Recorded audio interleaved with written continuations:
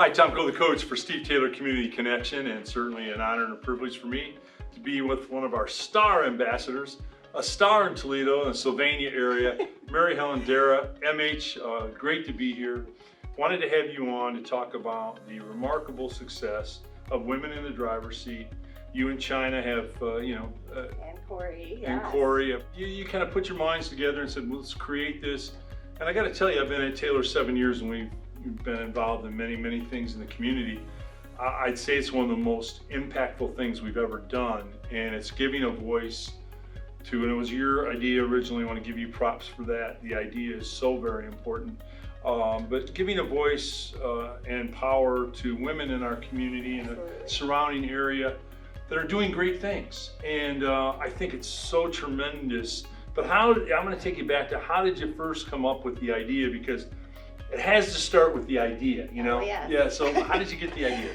Well, I have to give you a little bit of credit. And Terry, I was here as a community star for some volunteer work I was doing. And there was just a lot of testosterone and like, hey.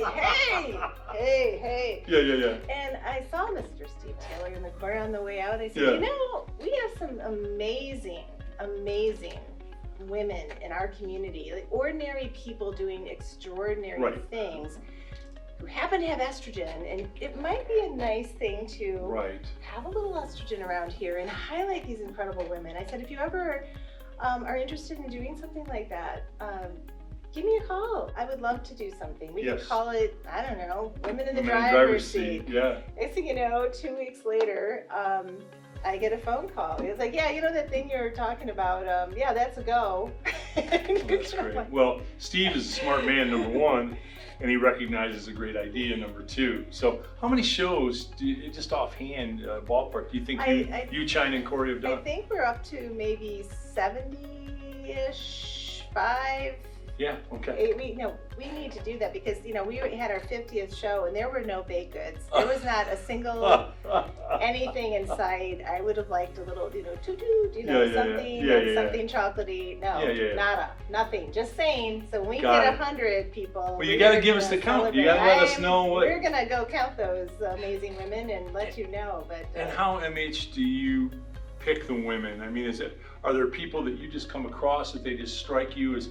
Because if we were doing a woman in the driver's seat, we would be doing you, because that's what you are. You are a catalyst for positive energy in our community, doing good things, doing the right thing, lifting others. So you are the original woman in the driver's seat. I am humbled by the women we've been in front of. How do you pick these ladies? How do you do that? Actually, it's incredible.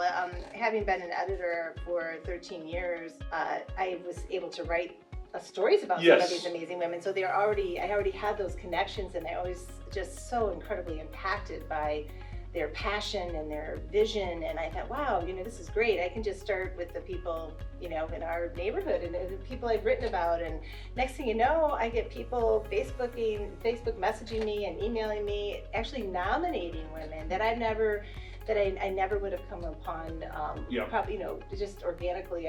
And now I've got names, and it's just a wonderful thing. But that's the ultimate compliment, is that people have seen the quality work that all of you are doing, showing women that are lifting our community, and they want to be part of it. So that's the ultimate. And I love the fact that the way the template and the format for the show is, it's all about them. You know, I just love it that they are the highlight. It's just a great conversation, and we know a little bit about their background and what they're passionate about, what their vision is, and I mean, it's amazing. And I love how some of my favorite episodes are that we filmed a woman who was in her 3rd year residence as an OB-GYN, and she was so stressed out, didn't really like what she was doing, so she baked to relieve the stress, and next thing you know, she has her own bakery. Oh, yeah, how cool. So it's amazing. And then, you know, everything from deans to university and to, I mean, everyone. I mean, the woman who, Lynn Nussbaum, was our first interview, and she heads the temple at B'nai Israel. And it's just, I mean, there's such an eclectic mix of women, and I love hearing how some of their stories of how they got to where they are, and I think that's what's really appealing too. And I hope it inspires other women to say, wow, you know, she put herself out there in the arena, and Yeah. you know, maybe I can do that. And But it's so great that you are highlighting these wonderful ladies, and you are a perfect example of that. You've done this your whole life as a great author and advocate for every good cause that is anywhere in our community. I don't think you ever say no to anybody for a good cause, and I know sometimes that gets hard, but I think women are, are shaping our country maybe more now than ever. More women vote than men. They're going to elect the president. I've come to believe, through my experience in meeting women, being around my mom and my wife and my daughter, I can categorically say, from my viewpoint, women are stronger, women are more moral, they're more dedicated to a project, they're more positive, they tend to always do the right thing, and they're way less corruptible than men. I mean, it's just, to me, it's just a fact. They're kind of becoming our moral compass, and we need them. So I think it's so important that you and our community and Corey and China are lifting these women where other people can see. Because once they see, hey, she's doing this, she's doing this, she's doing this, I think it makes them want to replicate that piece, and I think that's one of the real strengths of women in the driver's seat. Yes, it's just a venue where, I love it, as a female, I always, I have been lifted up that ladder by amazing women, and then I've also been pushed up, and then wherever you are on that ladder, I think you either need to be pushing or pulling, and it's just great how we can all support one another, and that's our vision as well. Corey, China, and I, and our team. We're hoping to not just highlight these women now. We're going to bring them together for some networking events, and how can we just started a Facebook page for people who've been on the show, and it's really nice. Our other ambassadors, Victoria Kimmel and Joan Collins, are also now. We're going to Findlay and Lima and highlighting women as well. I wanted to mention that. I'm so glad, because that's what I was going to say next as a perfect segue. I've been in this business a long time, and I'm doing video, TV, whatever. And usually when somebody creates something, right, there's a sense of ownership, which I get. But you were so kind and wanting to share this with Joan and Vicky at other areas in our company. I thought that was fantastic, because that sets a precedent, that we're a team, and we work together. Because a lot of people would say, oh, you're not doing that, that's my thing, and you're out. And no, but I thought that sense of sharing just showed what a team person you are and what a team organization Taylor is. I thought it set a great example. Well, plus I love the fact that we're going to smaller communities, and I think the women there need, all women need support in their endeavors, but especially in the smaller communities where you're just starting out, and wouldn't it be great to just have us come in, and all of a sudden you're getting a little limelight, you're getting some well-deserved attention on what you do and what you're passionate about, and if we can help women in these communities especially, that's very rewarding. Well, I mean, you're such a smart person, such a great writer. She's a tremendous writer, but to me, it's an ultimate irony that you came up with the name Women in the Driver's Seat, because to me, women are in the driver's seat, and they are going to form our country as we're moving forward. So I don't know if you had that in the back of your mind. No, I'm still on the great writer part, because my little 90-year-old buddy had read some of my humorous short stories, and she said, it's lovely work. I laugh out loud. It'd be the perfect little book to put behind the toilet and pondering. So you said I'm a great writer. I'm like, yes, one day I'm going to be on everyone's toilet. So but yes, I had one that the gentleman told me it's a great fire starter for him in the winter. So I was pumping gas, and someone came out when I wrote my humor column. They came up and they're like, are you Mayhem Mom or something? And I said, close enough. And they're like, you are a lot taller than your photo. It's a headshot.